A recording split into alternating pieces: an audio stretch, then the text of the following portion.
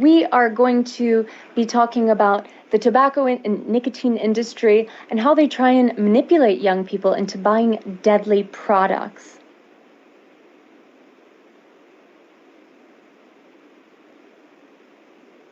Okay. I'm just getting a note that the video has stopped. Okay, so I think that we're live now, and I'm Jamie Guerra. I'm a communications officer at the World Health Organization, and today we're talking about World No Tobacco Day. And this year's campaign is all about how the tobacco and nicotine industries are targeting young people. I'm here with my colleague Kirsten today. Hi, my name is Kirsten Schotte. I'm a medical doctor and I work here at WHO in the Health Promotion Department. Thank you, Kirsten, and thank you to everyone who's joining us online. Please do ask us your questions about the tobacco and nicotine industry, the harmful effects of tobacco and nicotine, and how you might be able to quit some of these deadly products. So today we're going to start off with our first question for some of our guests. It looks like, okay, the slogan for this year's campaign, people are asking, why did we choose #TobaccoExposed? What does that mean? So for decades, the tobacco industry has preyed on vulnerable groups, such as children and adolescents, to target really their marketing and advertising on them to get new consumers for their deadly products. And this year, we want to launch a counter-marketing campaign for this. And we want to call on governments, schools, and young people to really speak out and expose these tactics so that we can create in the future a tobacco-free generation. Thank you, Kirsten. And I'm wondering, how does the tobacco and other industries, how do they go about targeting youth? Yeah, so for decades they have been targeting youth. The tactics have changed a little bit over time. We saw previously more on traditional media, in newspapers, on television. We saw a lot of advertising. Nowadays, it has shifted more to social media. So now we see a lot on TikTok, on Pinterest, influencers that promote tobacco products and other products such as e-cigarettes. And we also see a lot of product placement in movies, for example, and on online streaming platforms. In fact, there have been studies that show that half of the youth-rated streaming shows show tobacco products constantly. So youth are really bombarded constantly with images of people using tobacco products. They're really exposed to these graphics and these messages of tobacco and nicotine industry. And so how can youth actually fight back? What are some of the things that they can do to fight back against the tobacco industry? We think youth can do a lot. We know how strong young people are once they put their mind on something. We saw that with the climate change debate where they went on the street. And youth are so resourceful and creative. So we think once they really understand how they're manipulated by the tobacco industry, we hope that this rage will get them to stand up against this and get organized in groups, for example. And we have a lot of World No Tobacco Day awardees that have shown what can be done in many countries around the world by young people speaking out. Thank you, Kirsten. And if you're just joining us now, we encourage everyone to ask us questions that you might have about exposing the tobacco industries and about some of these tobacco and nicotine products. So please feel free to put your questions in the comments below.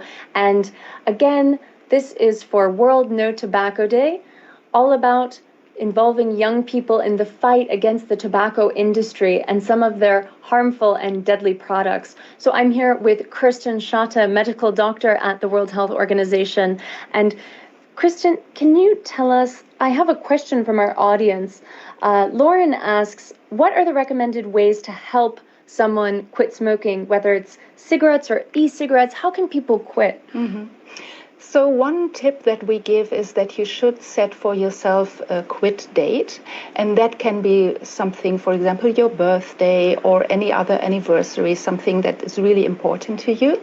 Another tip is if you can get some friends or family members to quit together with you, then it's easier. And then you should anticipate some challenges. Why is that? It's because nicotine that's included in cigarettes is so addictive. Studies have shown that it's as addictive as cocaine. So you can expect that your body will crave this substance when you stop using cigarettes or e-cigarettes. So be prepared and have something that really can distract you when the craving comes. For example, if you like to meditate, do that, do yoga, go for a run, eat something healthy. Anything that helps you to distract you from this craving will help. Thanks, Kirsten. And I know that we talked about things like toll-free quit lines in your country or state. We talked about having counselors and the support of your community. We're having one question from our audience is, what can parents do, actually, if young people are smoking or vaping, using e-cigarettes? What can parents do? Yeah, so information is good. We have a great poster that parents could, for example, hang on one of their walls. You find it as WHO tobacco body poster. If you Google that, you will see immediately how helpful that is, because it shows you all the health effects of tobacco products, and that's a good motivator. So if parents want to print out that poster, put it in their living room, and then if the kids are willing to quit, then help to make the whole environment tobacco free. Have no lighters, have no tobacco products lying around. That will help. And it sounds like the best thing that parents can do to help their young people quit is to be open and transparent, to speak with them about quitting. You spoke earlier about how community and how your family and friends can help you and support. Tell your parents that you're trying to quit. Tell your friends, so that you have that whole supportive community to work with you, and they know what you're trying to do and can support you in those efforts. Thank you for your great questions. If you're just joining us, we are doing a tobacco exposed campaign for World No Tobacco Day, which is this Sunday, and we have questions coming in from our audience. Kimberly Farrell commented, "I smoke, and I've smoked since I was 13. I never saw an ad for cigarettes. They were outlawed by that time. I started smoking because they told me I had to be 18 to do so, and it made me feel grown up to smoke." So why do you think that is, or what do you think about how people see cigarettes and how they're normalized, or how the tobacco industry tries to normalize them? Yeah.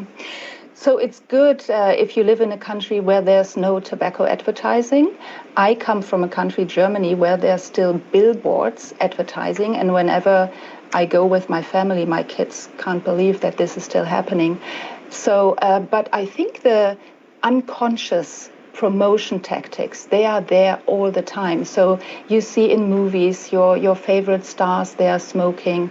We spoke about online streaming movies. There's also promotion of artistic events, for example, of concerts.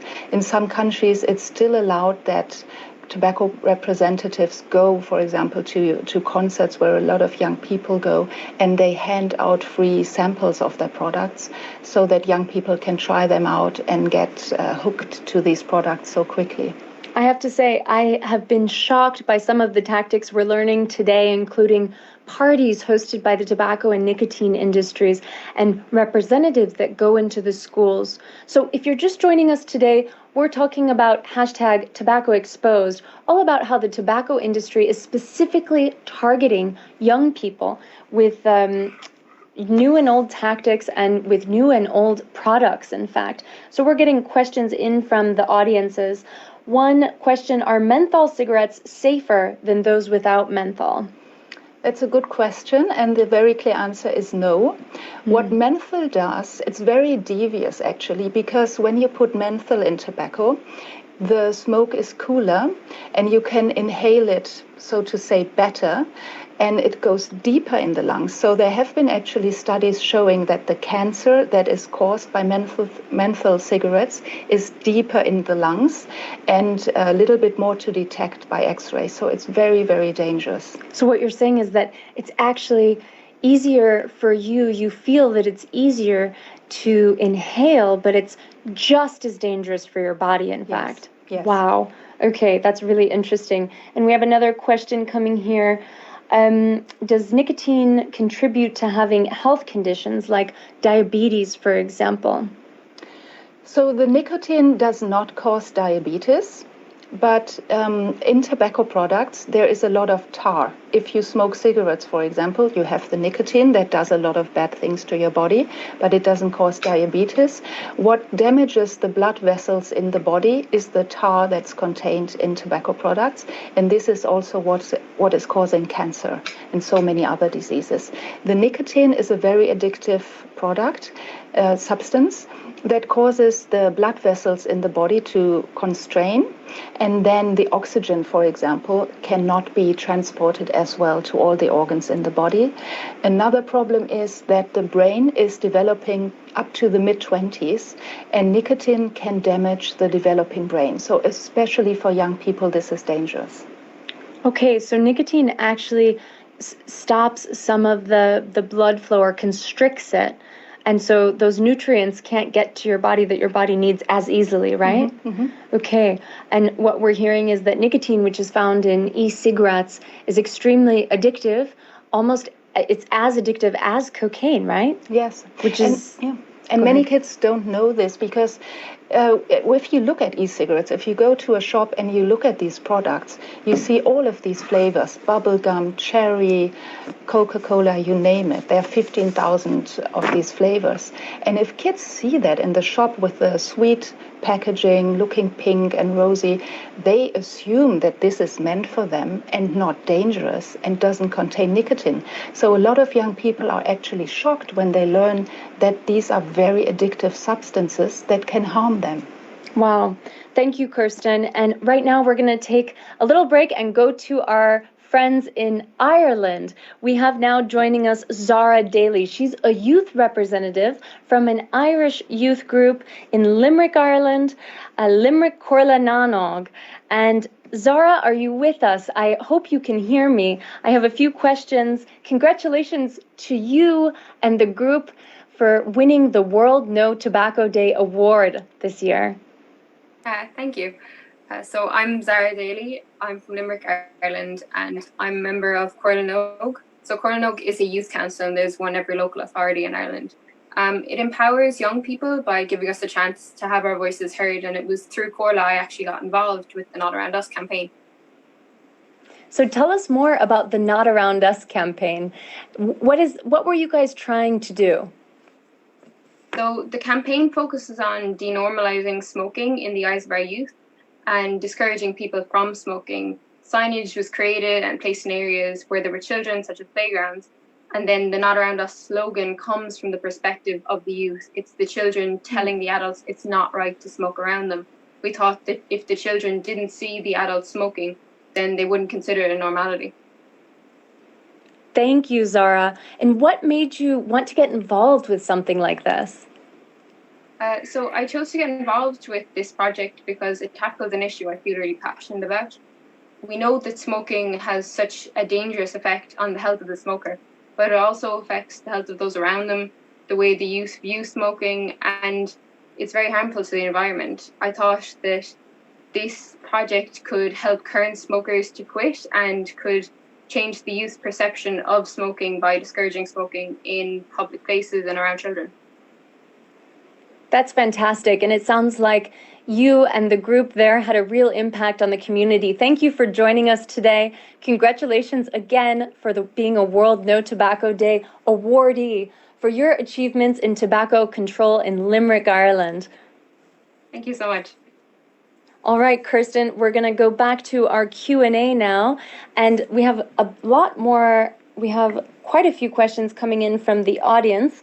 So I'm just opening these up. Coming in from Facebook, we have Sandip Yandiv. how harmful is flavored tobacco used in shisha and hookah compared to cigarettes? Or, I mean, is it harmful, the flavored tobacco in shisha? The very quick answer is yes. You might think that if it goes through water and smells so smooth in your mouth that it's not dangerous, but it's not the case. Tobacco is dangerous in any form. In fact, tobacco causes 25% of all cancers. All cancers. So it's really an immense health burden. And hookah is just as dangerous as smoking cigarettes. And of course, tobacco kills over 8 million people every year from various diseases. So it's extremely harmful, even if it's masked by some of those flavors that we talked about before, the vanilla in the shisha or the bubble gum in the e-cigarette or vanilla. It still is very, very harmful. And another question coming in from our audience, what types of cancers are caused by smoking? Well, the list is very, very long. Smoking causes almost cancer in almost all organs of the body. We have the WHO tobacco body poster where you can take a look. Of course, lung cancer, cancers of the nose, the throat, the mouth, bladder cancer. Of course, because if you're chewing tobacco as well, it can cause oral cancer, yes. Right? Mm-hmm. Okay, yeah. Wow. Thank you for that question. And we have quite a few more. And just to remind everybody, we are talking about World No Tobacco Day, and this year's campaign is focused on youth and what they can do to fight back against the tobacco industry.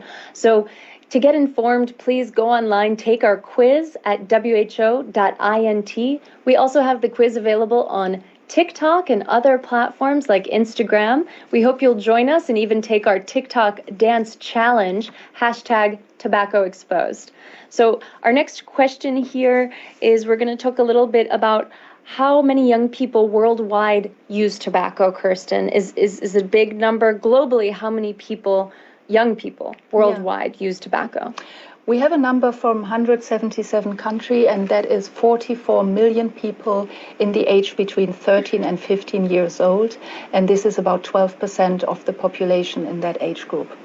And I know that we've seen an increase with things like e-cigarettes. Can you tell us a little bit more about e-cigarettes and the rate, and how we've seen that increased in different countries? Yeah. So in most countries in the world, the rate is increasing quite fast. And we have some countries in Poland, for example, where more than 20% of young people use e-cigarettes. The US is another example where this has become a huge public health problem. And this is a problem because young kids that use e-cigarettes have more than double the chance of becoming smokers of cigarettes later in life. And we talked already about all the health effects of cigarette smoking. So this is really a problem. So, and that brings us to a question from one of our audience members. Gail is asking, so what can be done? What kind of regulations can be put in place to prevent young people from using tobacco and nicotine products? Yeah, what we recommend to countries as WHO is to reduce the demand for these products. What does it mean? That means, for example, that we want kids to grow up in a country where they can go to bars, to restaurants, where nobody smokes, where you have smoke-free public places. We want children to grow up in a country where there's no tobacco advertising. We call that actually pushing the mute button on the tobacco industry so that they cannot talk to kids constantly anymore. That means also that we want to warn people about the dangers of tobacco. For example, anti-tobacco mass media campaigns, or what is also useful is large graphic health warnings on these products so that everybody is really constantly reminded of this. And then one effective measure is also to reduce the price for these products so that they become less affordable. And we know from experience, if countries adopt all of these measures, then the smoking rates go very, very low. Thank you, Kirsten. And if you're just joining us, please send us your questions. Today, we're talking about how the tobacco and nicotine industry manipulates young people into using their products. So we want to expose tobacco. We're using the hashtag #TobaccoExposed. we are going to now go to one of our World No Tobacco Day award winners. And so we would like to speak to Aoife. And Aoife, if you're on and can hear us, I have a few questions for you. Firstly, congratulations for winning this year's World No Tobacco Day award. Aoife Ryan is a youth representative from Limerick, whose group Limerick Corlananog won this year's World No Tobacco Day award. Aoife, are you on with us? Yes, I am. Thank you very much. I'm really grateful for the award. We're very happy you could join us today. And earlier, we were told about the Not Around Us campaign, where your group actually spoke with local authorities, right? Can you tell us a little bit about that and how it impacted the community? So our main goal with the project was to change the environment and change how young people view smoking. Because our idea was you can only educate people about the dangers of smoking so much, but you really can't make a huge difference if the children then go out and see adults smoking in playgrounds or around schools. Because children are like sponges and they soak up their environments. So whatever they see, they'll do. And I think our goal was to change that. And I think that's what the project can achieve. It denormalizes it. That's a word we used a lot in the project, was like to denormalize smoking. We never want children to see smoking as a normal thing for them to do. Wow, that's incredible, the impact that you guys have had to actually change some of the policies in Limerick to ban smoking around schools, around playgrounds, so that kids don't see this and think that it's a normal thing to do. And why did you get involved in a project like that? I got involved because it was a project about young people, but it was ran by young people. And that's really important because the younger generations all over the world, we don't really get a huge say in how our governments or how legislation is run. And I think when projects like this are made, it's really important for all of us to get involved and get our voices heard, especially in a project that's so close to home, because I live in Limerick City. So like, it's really important to me that the place I live is clean and healthy and that smoking becomes a thing of our past and not our future. I absolutely agree. I honestly couldn't have said it better myself. Congratulations again to you, Aoife, and thank you for the work you're doing. Thank you and all of your colleagues. And so we've just heard from Aoife Ryan, who is a youth representative from Limerick County, and their group was able to change policies to ban smoking near playgrounds and schools so that kids don't see it as a normal thing. What do you think about that, Kristen? Do you think that part of the tobacco tactics are to normalize smoking somehow, and how is this done? Yes.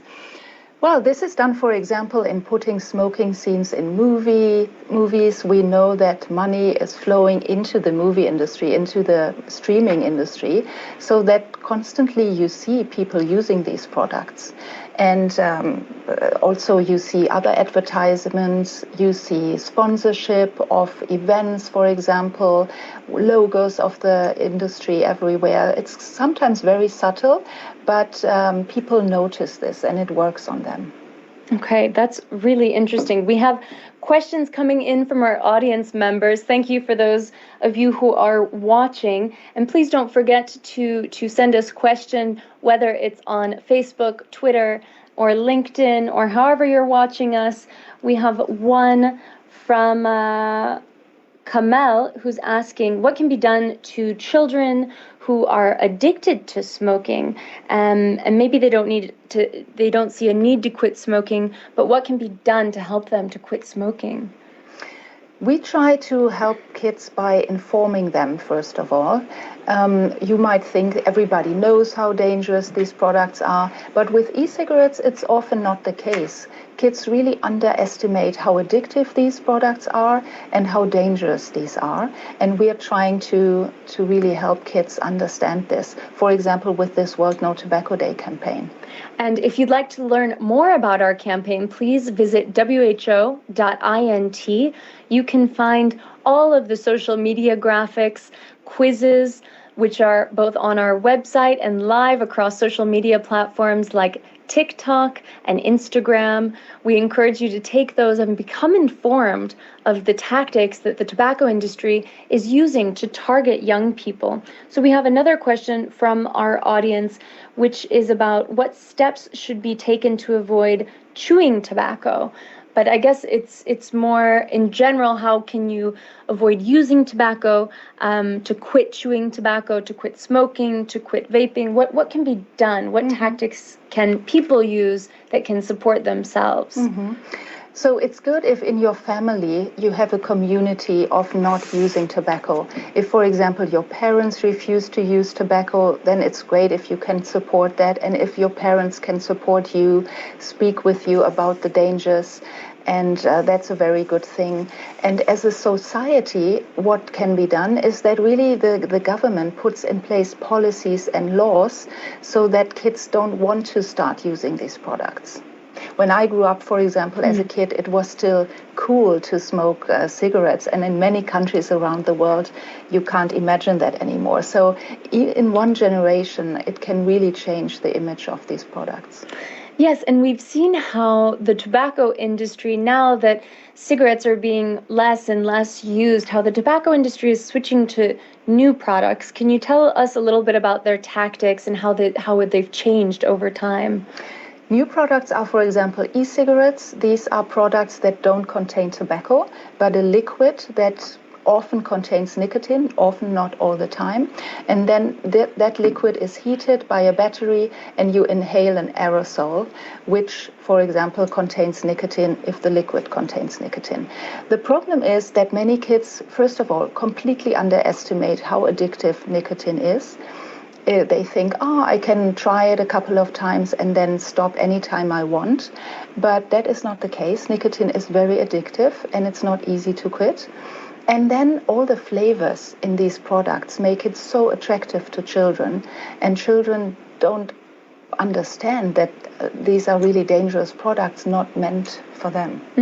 And we had a question earlier about what parents can do to help children and young people quit smoking as well, and we're having more questions about secondhand smoke. So what impact does, let's say, if you're an adult or a young person and you're smoking around other people or using tobacco products, what impact does secondhand smoke have?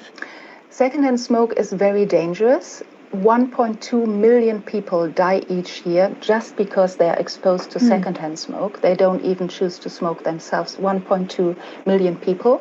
And these are often children and women. And secondhand smoke have the same effects as smoking. You get cancer, you get cardiovascular disease, you get emphysema from secondhand smoke.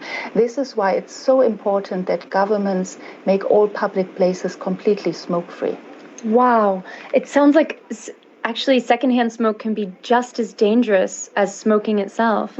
A lot of the same effects there. So we are going to take a short break and go to one of our World No Tobacco Day award winners. So next with us, coming from Slovenia, it's called No Excuse Slovenia, the youth group there. We have Nina and Amadea. And I think first joining us is Amadea.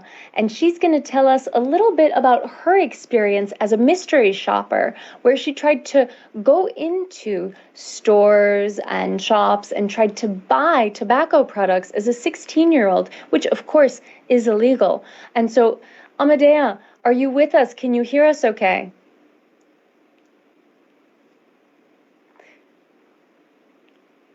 Welcome, Amadea. I'm not sure you can hear us because I can't hear your sound, but I do want to ask you a question.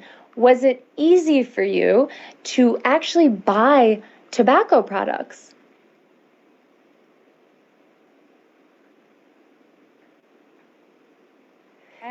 Okay, unfortunately, we can't hear you, Amadea, so I'm going to tell our audience what Amadea had told us before. I'm sorry, Amadea, thank you for joining us, and we're going to try and fix the sound, but We had a conversation earlier with Amadea where she told us that as a 16-year-old, she was actually able to buy tobacco products in Slovenia. So what the program did with No Excuse Slovenia is actually go in with an inspector or authority and find the stores that allowed Amadea, who's 16, to buy tobacco products. So this was a way of raising awareness. And we're going to go to Nina, who's also from No Excuse Slovenia, who can tell us a little bit more about this program and how No Excuse educates youth to make them become aware of the harms of tobacco and nicotine products and what they can do to fight back against the industry. Nina, can you hear us okay? Yes, I can. Oh, great. And we can hear you. Great. That's lovely.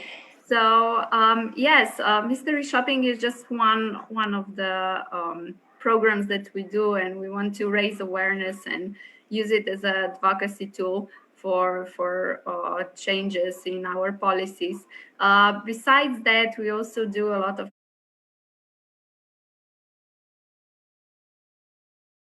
preventive programs and projects. One of them is a peer-to-peer workshop where we address the tobacco issues. What we do is we work with young people, with our activists who are as old as Amadea is, and we train them.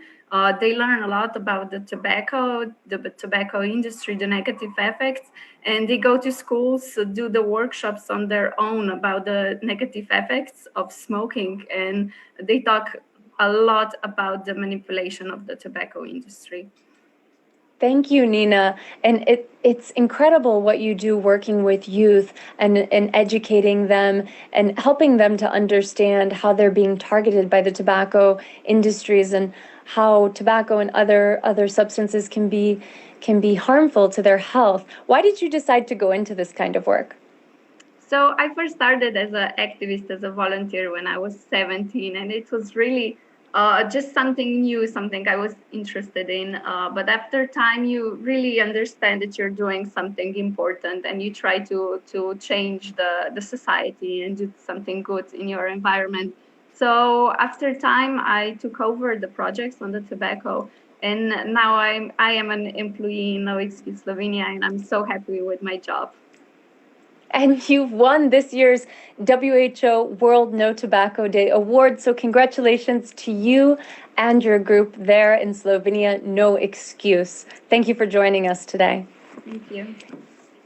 And for those of us who are just joining, thank you. And thank you for all of your questions you've been sending in.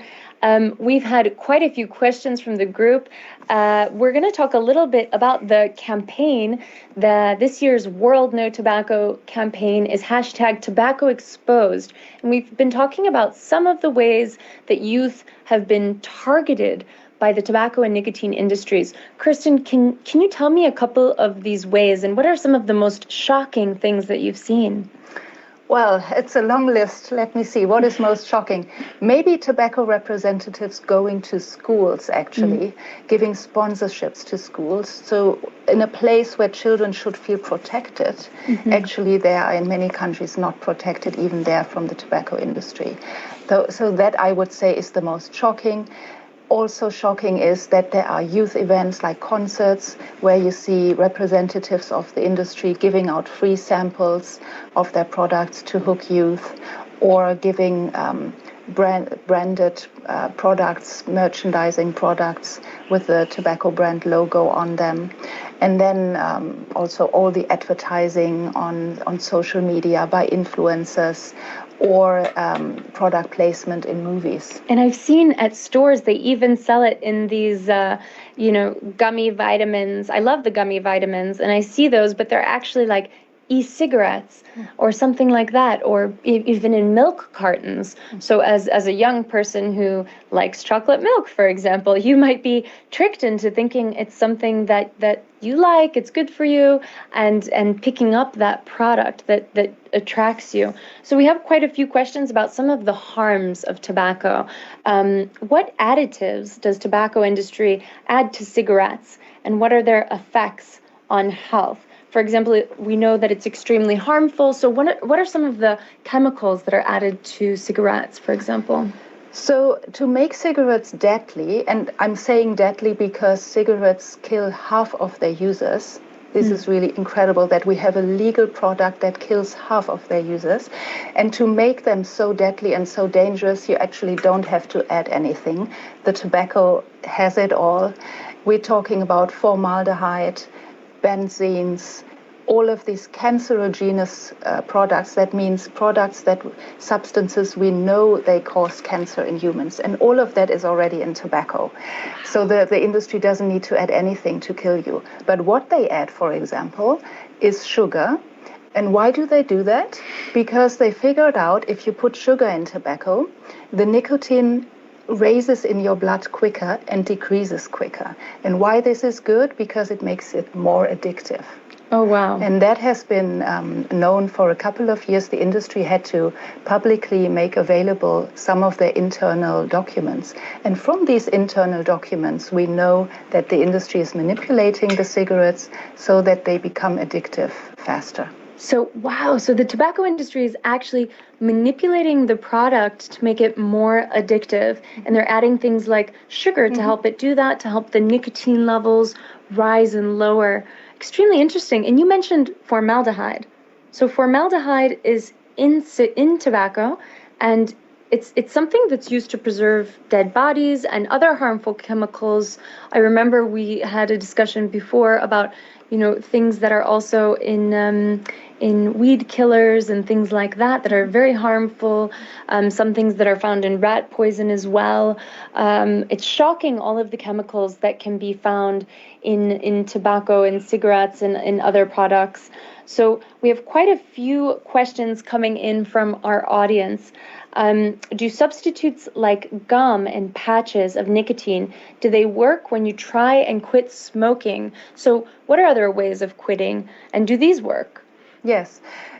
Quitting is difficult because of the nicotine addiction. Your body gets used to it and it wants it.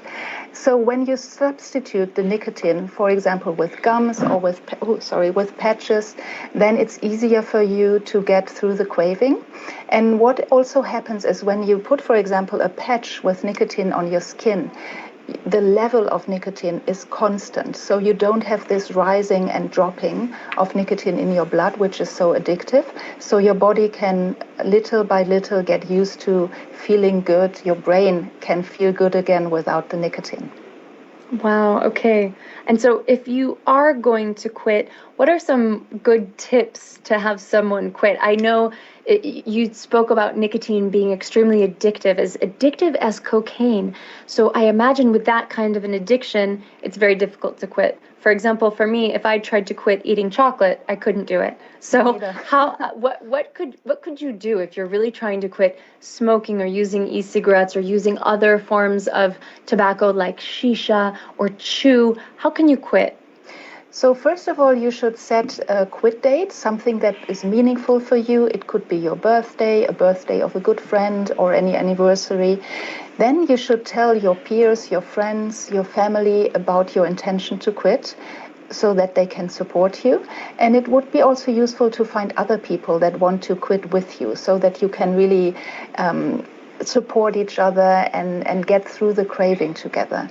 You should also expect that it's not very easy because we talked about the nicotine addiction, and make a plan of what you can do if the craving comes. Can you go running? Can you do some yoga, meditation? Can you listen to some music, something that you really like and that can distract you, because the craving comes and goes. So for everybody, it's different what you can do. And then another good tip is to create a really environment free of cues that you would have, for example, have no lighters, no cigarettes, nothing that reminds you of your addiction. Okay, so it sounds like it's really hard to quit, but you can do it. And there are great ways to quit, like choosing a quit buddy who can support you, involving your friends, your family, your supportive network around you to tell them that you're quitting so they can help encourage you and help you quit. And also choosing a quit date. Those seem like some key ways to quit. Thank you, Kirsten. We have quite a few questions coming in from our audiences watching across YouTube, Twitter, LinkedIn, and Facebook. Thank you for all of your questions. I'm going to go to a question here. And Kristen, I think we need to be a little bit louder. Oh. Some of our audience members are having trouble hearing us. Sorry. So we will try to speak very loudly for you. Today we are following live. So what can youth do concretely? What can the people who are watching, what actions can they take to actually support this initiative, to stop, to get the tobacco industry to stop manipulating young people into smoking? What action can I do? If just me, let's say. Yeah.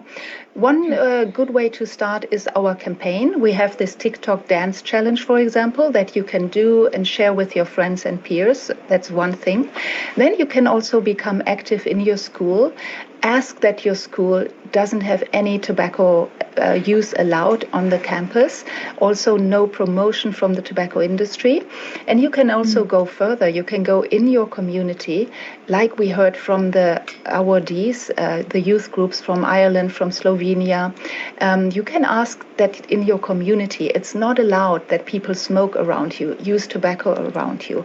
Or you can advocate for advertising bans, for example, and promotion and sponsorship bans. So there are a lot of ways that young people can get active.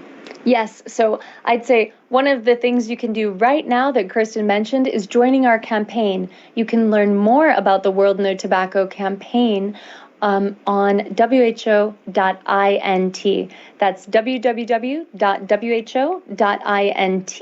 And you can find all of the social media material on the World No Tobacco Day campaign, which you can help and spread the message on the fact that the tobacco industry is targeting young people and manipulating them into using some of these very deadly products, whether it's traditional cigarettes, hookah, shisha, chew, or newer products like e-cigarettes that are addictive and are harmful to young people. And we've seen an increase on some of the newer products. Can you tell me a little bit more in different countries how that's increasing? In some countries, it has almost doubled in the last 10 years. So this is really something maybe that countries and regulators in countries running a little bit behind. The train has already left in many countries with these products being on the market and being picked up by young people a lot. Many countries and young people in many countries find it cool to use these products. They also get addicted very quickly. So we have seen really alarming rises in the use of these products. Okay, so we're going to take just one last question from our audience for now before we go off to our World No Tobacco Day awardees. So what happens in the body when you stop smoking? Your body misses the nicotine. The nicotine attaches to receptors in your brain, and that makes the brain feel good. And when you stop using the nicotine, that makes the brain really feel very bad. So you get the craving for these products. So it might make you grumpy for a little while, but in the long term, it will make your body much, much healthier. And you can even live a longer life. As we spoke of earlier, tobacco products kill 8 million people every year from diseases like heart disease and what other diseases, Kirsten? Cancer, cardiovascular disease, emphysema of the lung, but also diabetes, for example. Respiratory disease, many others. Yeah. And now we are going to take a short break so we can go to some of our World No Tobacco Day winners from the U.S., and congratulations to you guys for winning last year's award. I think first we are going to speak with our guest, Hannah, who is coming to us from Florida, and the youth group Students Working Against Tobacco. Hannah, can you hear us okay? Yes, I can hear you. Thank you for having me. Oh, thank you for joining us. And can you tell us a little bit about why you guys won the World No Tobacco Day award? You had a great campaign called I Am Not a Lab Rat. So what does that mean? Sure. So, Not a Lab Rat focuses on the growing youth e cigarette epidemic and how we can prevent big tobacco from using youth as their lab rats or their test subjects for new products because they've been starting to use tactics such as bright colors, abstract shapes, and youthful flavors to try to get kids hooked on these electronic nicotine delivery system devices.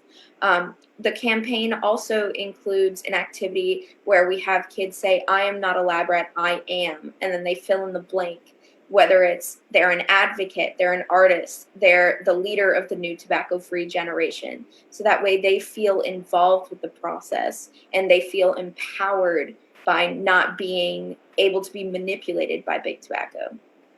Wow, thank you. And for those of you watching, why don't you tell us what you are? Because you are not an experiment. You are not a lab rat. Why don't you tell us in the comments what you are? Are you an artist? Are you a musician? Are you a dancer? Are you an actor? And what about you, actually, Hannah? What are you? I like to say that I'm determined. And it keeps the question very open because you can be determined in a personal sense as well as an advocating sense as well as an academic sense.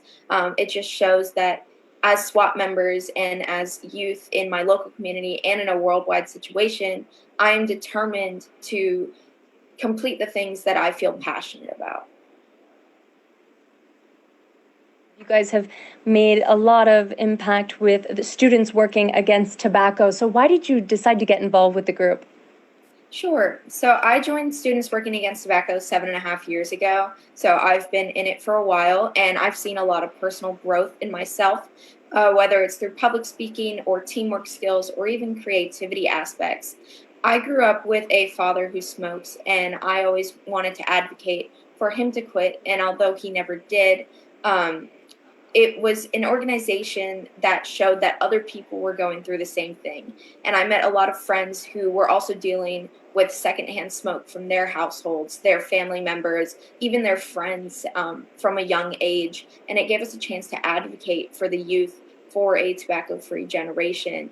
It's given us a chance to meet with policy and decision makers, youth and adults worldwide, and hear the stories of adults and teens who are trying to quit the use of nicotine and tobacco products.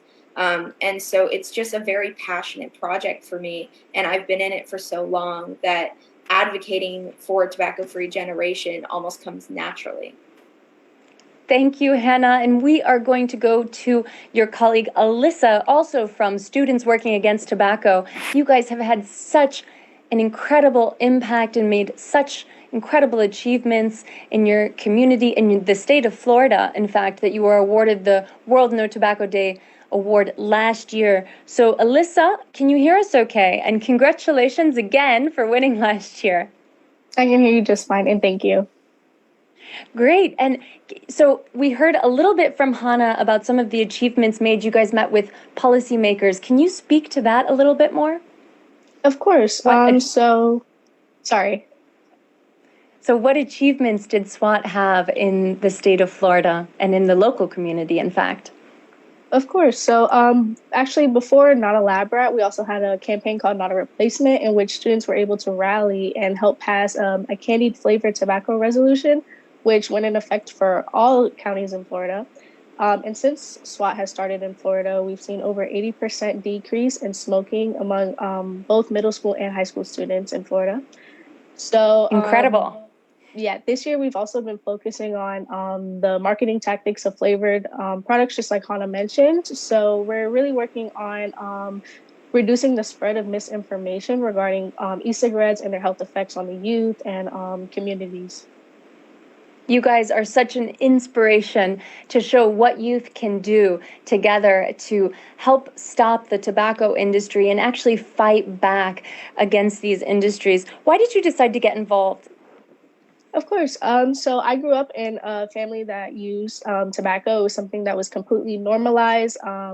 And growing up, I became an advocate for movements, for minority communities. And when I learned of specific targeting tactics towards people of color and like the relation that tobacco companies had with them, it made me really want to get involved to stop the targeting of not only the youth, but minorities in the community, especially African Americans.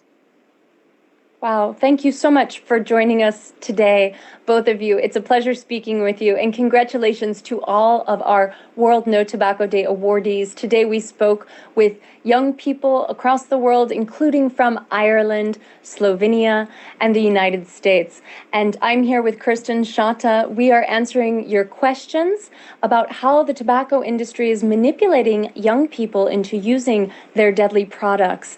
And if you'd like to find out more about the World No Tobacco Day campaign, you can visit www.who.int. And if you'd like to join some of our campaigns, we are across WHO social media platforms. You can take the TikTok quiz or on Instagram as well, or join our dance challenge. And we're using the hashtag tobacco exposed. So it looks like we are going to come to an end now. So I'd like to thank you, Kirsten, for joining us today and informing people of the harms of tobacco products and how young people can fight back. Thank you. Thanks. And now we're going to cut to a video for World No Tobacco Day, which explains how the industry continues to target young people even during this global pandemic, where it is actually much more deadly for people who are smokers.